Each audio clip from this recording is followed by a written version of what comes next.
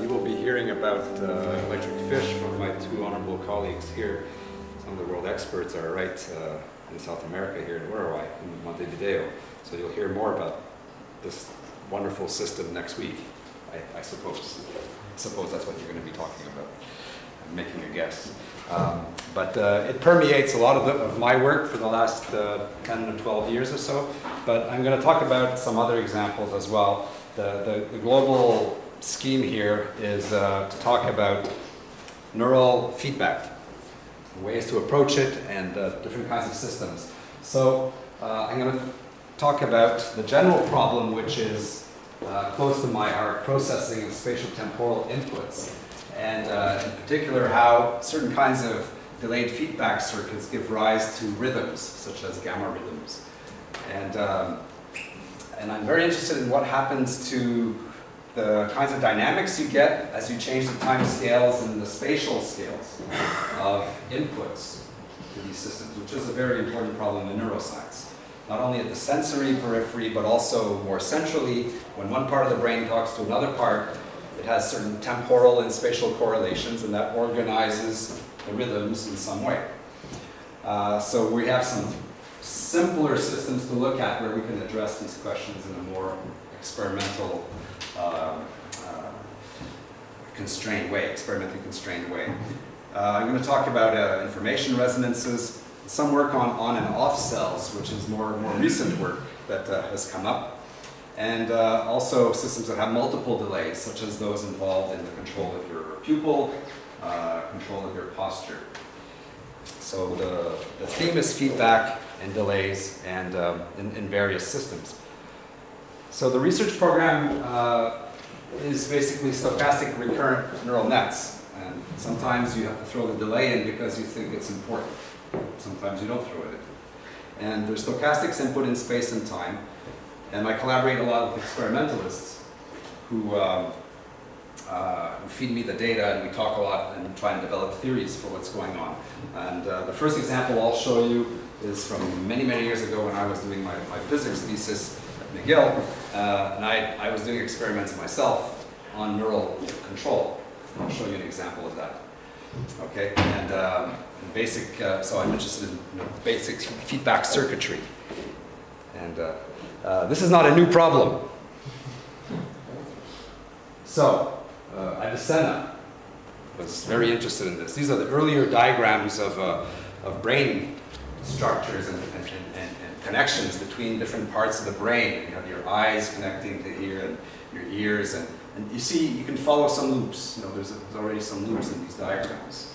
So different parts of the brain were talking to each other in these old theories of Avicenna. And you can find out what the 5 ventricles were thought to be important back then. This is Da Vinci, same story. Okay. So, and there's obviously an emphasis on sensory, because that's what we tend to know about. So everything is plugged in, olfactus, gustus, so on, and goes into various parts of the brain. And we're still trying to figure that one out, right? It's not done. And this is the particular system that, or the particular problem, rather, that I'm interested in. If you have some physical stimuli that go in, some receptors, and then to some structure like the thalamus, and it goes to various parts of the brain, you have arrows going one way, but you also have arrows coming back the other way. And such that a cell here in the thalamus receives 90% of its input from the upper brain, and only 10% of its input from vision.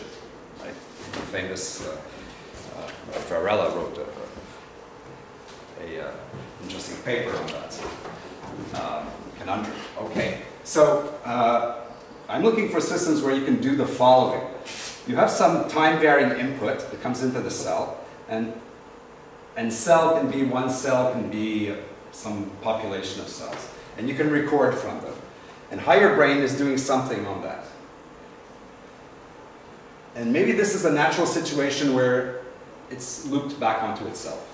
And if you're able to go from this situation to this situation, you have some hope of understanding the system quite well. In general, we don't have that. We don't have that. We have this. And it's very hard to know, for example, what's the intrinsic firing rate of this cell? by itself. It's a problem because it's feeding back to itself. So what would it be if there was no feedback? What's the bias that you put in your integrated fire model to get whatever it's doing? Okay? And it gets more complex when there's more cells involved in the feedback, and when there's on and off cells and all that. You know, what are the intrinsic values? What would it do on its own? We're stuck with what it's doing in the network. All right. So let's motivate this, first of all, with a system that we're all comfortable with. This is the earliest neural control system to be studied right after the advent of cybernetics, after Wiener in the 50s. People jumped on this system. And so I'll show you this system, and I'll show you some neural systems inside the fish's brain, and then I'll show you an example on posture control later. So some kind of mesoscopic scale, some microscopic scale, and then some very macroscopic scale of standing up. That's the program of the. Okay, so this is the pupil. The area goes in, sorry, the area of the pupil here is important because it determines the flux of light on the retina. So if you have some light source, okay, that will change the flux on the retina. This will activate constricting dilating factors.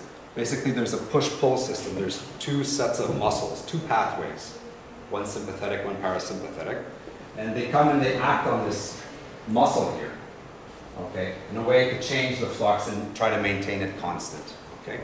Or it balances with the gain control going on at the retina itself that other speakers have spoken about.